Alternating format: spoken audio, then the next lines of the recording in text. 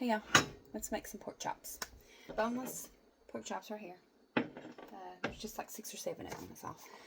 I'm going to use this to bread them with. It says it's a frying mix, but I'm going to use it to bake the pork chops. I don't know how this is going to turn out. I've never done it, but we're going to see. Like, it works with shake and bake. Why won't it work with this? I don't know. We're going to see. I'm going to find out.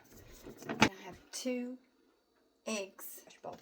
Here is some crispy fried onions, and I'm just going to mash them up real good with this little wooden stick. Okay, I've got everything set up like an assembly line. Chops, the flour mix, eggs. In these eggs, I also put in about 20 drops of Texas Pete, and then there's the crispy fried onions. I'm going to preheat the oven. I'll preheat the oven to 400. Now, there's nothing on these pork chops. Okay, flour mix, egg mix, and the onions. And I'm going to use my other hand for the onions, just because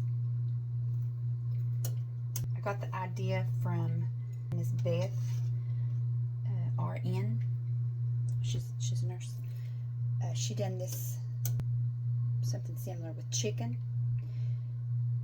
Looked really good, sounded really good, and I had these pork chops already in the fridge, so I thought, what the hell, let's give it a try. You never know. And for the sides, I think I'm just going to make some mashed potatoes and green beans. That's all I'm doing, and then I'm laying them out in this I think it's a 9x13 stoneware dish. You don't have to use stoneware, and I did spray it with some non-stick spray. Now I'm just going to sprinkle some Lowry seasoned salt on top of them. Then I'm going to cover them and bake for 15 minutes. And then I'll uncover them and bake another 10. Okay, I have water here with a whole stick of butter in it, bringing that to a boil for mashed potatoes. Back here I have this whole can of green beans. Then half a can of water. I usually use chicken broth instead of water, but I forgot to get any, so I'm going to use this chicken bouillon, about 2 tablespoons probably. Be careful with this, it's salty. About a teaspoon of seasoned salt, that much onion powder, and this is garlic powder with parsley in it, just about a teaspoon. Then some pepper, bacon grease,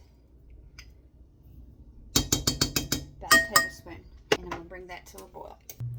Once that comes to a boil and I can stir it, then I'm going to turn the heat down and cover it and let it simmer just while everything else cooks. Pro tip, you're going to want to turn that burner on. It'll help speed things up. Go ahead and add some salt to this water.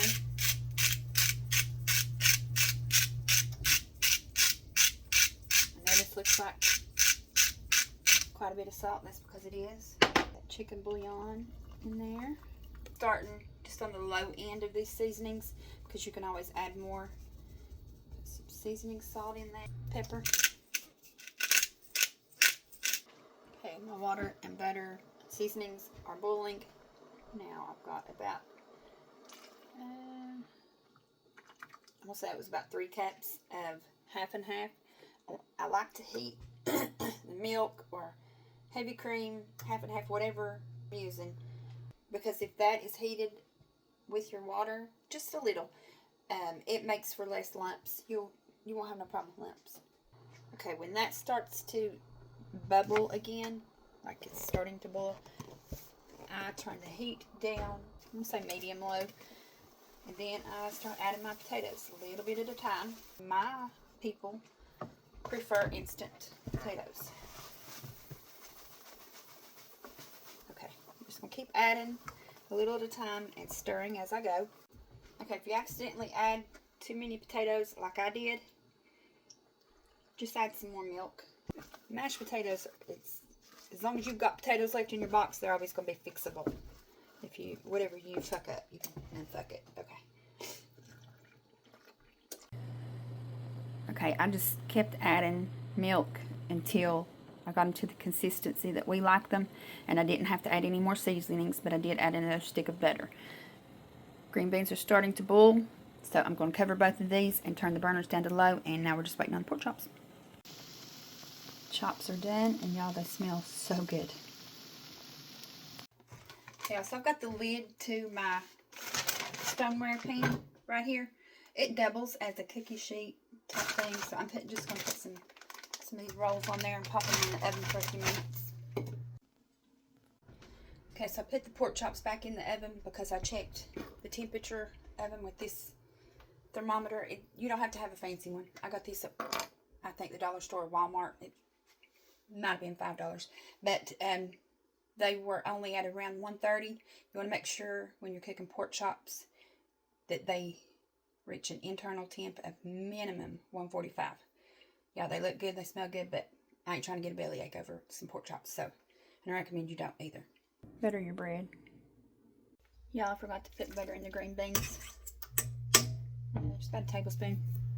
Chops are done. Let them rest 3 to 5 minutes.